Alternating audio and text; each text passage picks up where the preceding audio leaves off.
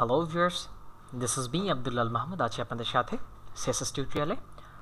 আজকে আমরা আলোচনা করব লেকচার নাম্বার 11। লেকচার 11 আমরা দেখব সিএসএস বক্স মডেল। অ্যাকচুয়ালি এখানে একটা কনসেপ্ট দেওয়ার চেষ্টা করেছি, সেটা হচ্ছে সিএসএস এর বক্স যেগুলো আমরা করি বা বিভিন্ন বক্স স্টাইল করি, ডিজাইন করি, সেই বক্সগুলো আসলে কি কি পার্ট বা কি কি অংশে বিভক্ত হতে পারে সেই কনসেপ্টটা দেওয়ার চেষ্টা করেছি আমরা। তো চলুন আমরা দেখে নেই সিএসএস বক্স মডেল।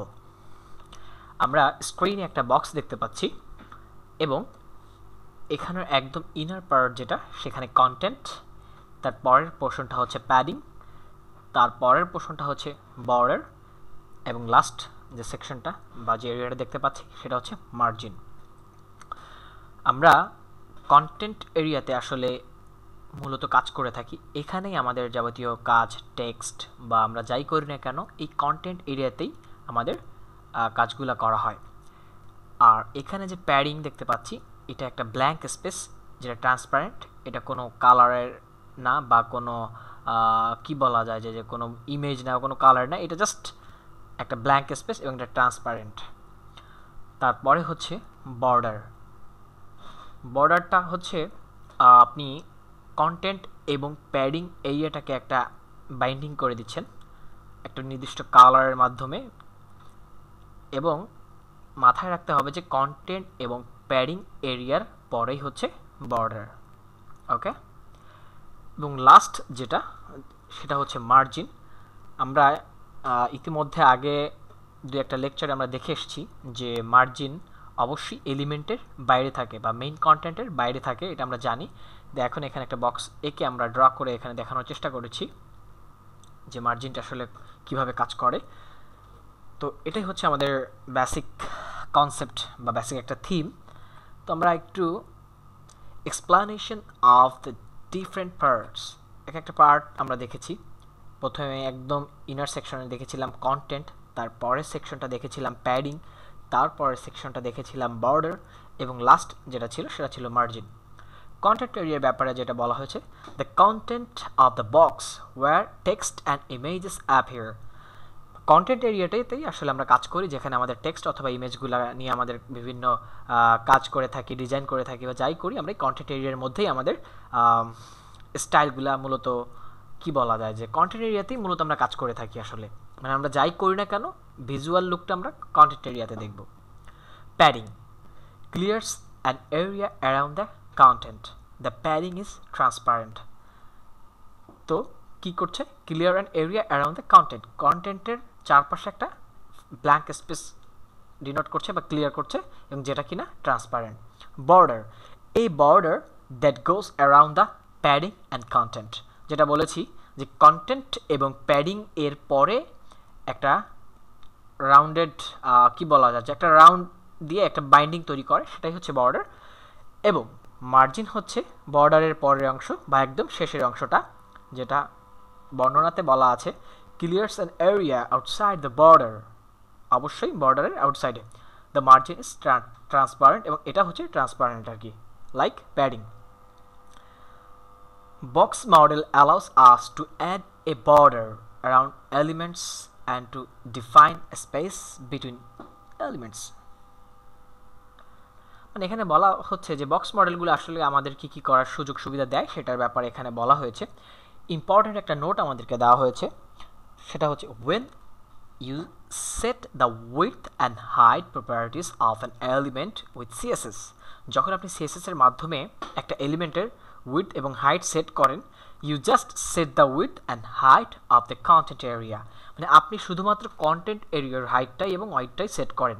আপনি প্যাডিং বা মার্জিন বা বর্ডার এটা হিসাব করে আমরা কখনো হাইট ওয়াইড ইউজ করি না। আমরা হাইট এবং ওয়েট ইউজ করি শুধুমাত্র মেইন কন্টেন্ট এরিয়ার জন্যই।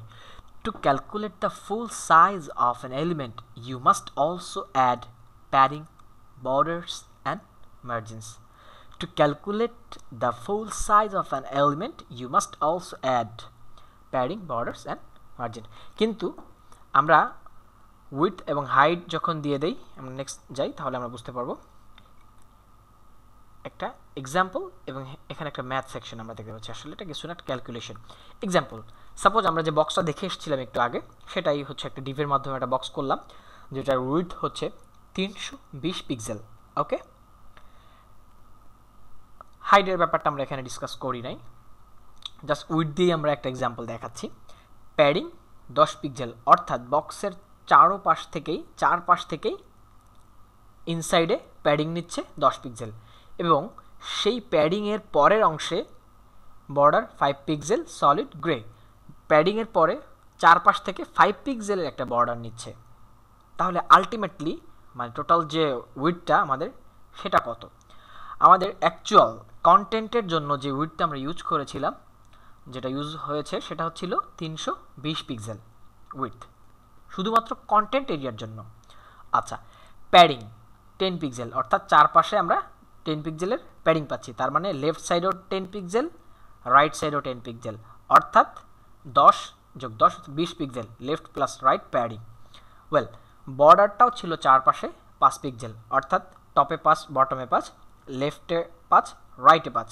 কিন্তু আমরা যেহেতু উইডথ কাউন্ট করছি, অর্থাৎ হরিজন্টাল বরাবর কাজ করছি বা কাউন্ট করছি, সেক্ষেত্রে ভার্টিক্যাল আমাদের এখন দরকার নাই, বা হাইট বরাবর আমাদের এখন দরকার নাই। সেক্ষেত্রে লেফটে 5 রাইটে 5, 5 5 10, left plus right border, total 10। আর মার্জিনটা আমরা 0, মানে কোনো পাশে আমরা মার্জিন ইউজ করি নাই। ওকে, তাহলে আমাদের বক্সটা অ্যাকচুয়ালি টোটাল কতটুক উইডথের হচ্ছে? কন্টেন্ট এরিয়ার জন্য 320, দুই সাইডের প্যাডিংয়ের জন্য 10 10 20, দুই সাইডের বর্ডারের জন্য 5 5 10, অর্থাৎ টোটাল 350 পিক্সেল। এটাই ছিল বক্স মডেলের একটা কনসেপ্ট। তো আমরা একটু করে আমরা একটা এক্সাম্পল দেখে আসি। আমরা আমাদের প্রিভিয়াস আমরা যে কাজটা করেছি সেটা আমরা ডিউভারে অন করছি। ওয়েল, আমরা আমাদের করে চলে এসেছি। আমরা একটা কাজ করি, সেকশন হচ্ছে HTML5 এর একটা ট্যাগ। এটা আসলে তেমন কিছুই না, মানে সেকশনকে ডিভাইড করা, প্রত্যেকটা সেকশনকে আলাদা করার জন্য এটা আমাদেরকে দেওয়া হয়েছে, আমরা ইউজ করি এটা। এর মধ্যে আমরা একটা ডিভ নিচ্ছি, ক্লাস বক্স মডেল।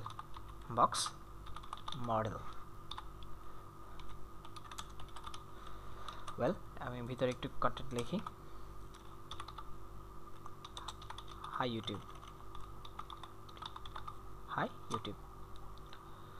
ওয়েল, আমরা ক্লাসটাকে কপি করে নিলাম, সিএসএস যাচ্ছি আমরা, এরপর থেকে ক্লাসের জন্য ডট ক্লাস নেম উইডথ দেই আমরা 320 পিক্সেল,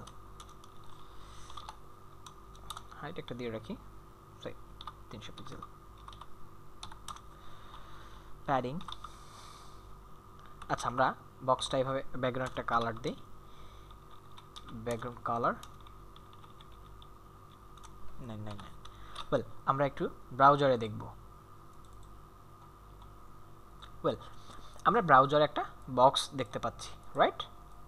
এবং আমাদের যে হাই ইউটিউব লেখাটা একদম টপ এবং রাইট বরাবর কোনো স্পেস নেয়নি, এবং এটা হচ্ছে অ্যাকচুয়াল কন্টেন্ট। এখানে আমরা কোনো প্যাডিং ইউজ করিনি, প্যাডিংয়ের পরের বর্ডার সেকশন যেটা সেটাও ইউজ করিনি, এবং একদম বাইরে যেটা মার্জিন সেটাও ইউজ করি নাই।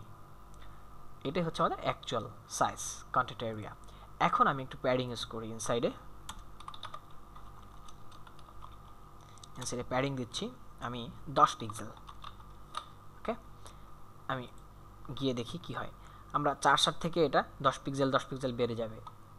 আমরা লক্ষ্য করলাম যে এটা চারপাশ থেকেই বড় হয়ে গেছে 10 পিক্সেল করে, কারণ আমরা প্যাডিং দিয়েছি 10 পিক্সেল, মানে top 10 pixel, right 10 pixel, bottom 10 pixel এবং লেফট 10 পিক্সেল। এখন আমরা বর্ডার দিব, বর্ডার 5 পিক্সেল সলিড, কালারটা দেই একটু ডার্ক, 99 ছিল 6 দিই, আমরা রিফ্রেশ দিই। এবার আরেকটু বড় হয়ে যাবে, এই পাশে 5, এই পাশে 5, এই পাশে 5, এই পাশে 5, বড় হয়ে যাবে। ওকে, তাহলে কি হচ্ছে অ্যাকচুয়ালি? প্রথম কন্টেন্ট এরিয়াটুকু ছিল 320, পরে প্যাডিং, এখান থেকে যে প্যাডিং এখানে এই যে এখানে উপরে স্পেস এখানে স্পেস যেটা কিনা 10 পিক্সেল 10 পিক্সেল। তো টোটাল উইডথ ছিল 320, এ পাশে 10 পিক্সেল 330, এ পাশে 10 পিক্সেল 340, এই পাশে 5 345, এই পাশে 5 350। এটা হচ্ছে আমাদের কাউন্টিং বা হিসাব। এখন এটা আসলে এভাবে হিসাব করাটা খুবই কি বলা যায় যে অসুবিধাজনক, এভাবে মনে রাখাটা অনেক ঝামেলা, হ্যাজাল হয়ে যায় কোড করার সময়। তো এটার ক্ষেত্রে একটা সলিউশন আমরা ইউজ করতে পারি, যে আমরা কি করব, যে উইডথ যেটা দিব, হাইট যেটা দিব সেটাই থাকবে অ্যাকচুয়াল। আমরা এরপরে যদি কখনো প্যাডিং ইউজ করি, কখনো বর্ডার ইউজ করি, সেটা এর মধ্য থেকেই কাভার করবে, বক্সটা আর বড় হবে না। ওকে, আমি আবার বলছি, এখানে ন্যাচারালি হচ্ছে কি উইডথ দিলাম যেটা, হাইট দিলাম যেটা, দেন যদি প্যাডিং ইউজ করি বক্সটা উইডথ বরাবর বাড়তেছে, হাইট বরাবর বাড়ছে। কিন্তু এটা এভাবে মনে রাখা, কাউন্ট করা একটু ঝামেলা। আমরা এখানে চাচ্ছি যে এখানে যে অ্যাকচুয়াল উইডথটা আমরা ইউজ করেছি এবং হাইটটা ইউজ করেছি এটাই থাকবে, এর মধ্য থেকে প্যাডিং নেবে, এর মধ্য থেকে বর্ডার নেবে। সেটার জন্য একটা কোড আমাদেরকে লিখতে হবে, সেটা হচ্ছে বক্স সাইজিং বর্ডার বক্স। এখন আমরা দেখতে পাবো বক্সটা ছোট হয়ে গেছে। এখন হচ্ছে কি, এখন টোটাল এরিয়াটা হচ্ছে 320 পিক্সেল উইডথ এবং হাইট হচ্ছে 300 পিক্সেল, এর মধ্য থেকেই প্যাডিং নিচ্ছে এবং এর মধ্য থেকেই বর্ডার হচ্ছে। এটাই ছিল সিএসএস বক্স মডেলের। এবং আমরা এই বক্সটাকে একটু মিডিলে নিব কীভাবে, আমরা ট্রিকটা আলোচনা করেছি আগে টিউটোরিয়ালে, তারপর আমি আবার দেখাচ্ছি। মার্জিন 0 স্পেস অটো, এটা দিলে আমাদের বক্সটা মিডিল এরিয়াতে চলে আসবে। এটাই ছিল আমাদের সিএসএস বক্স মডেলের ধারণা বা কনসেপ্ট।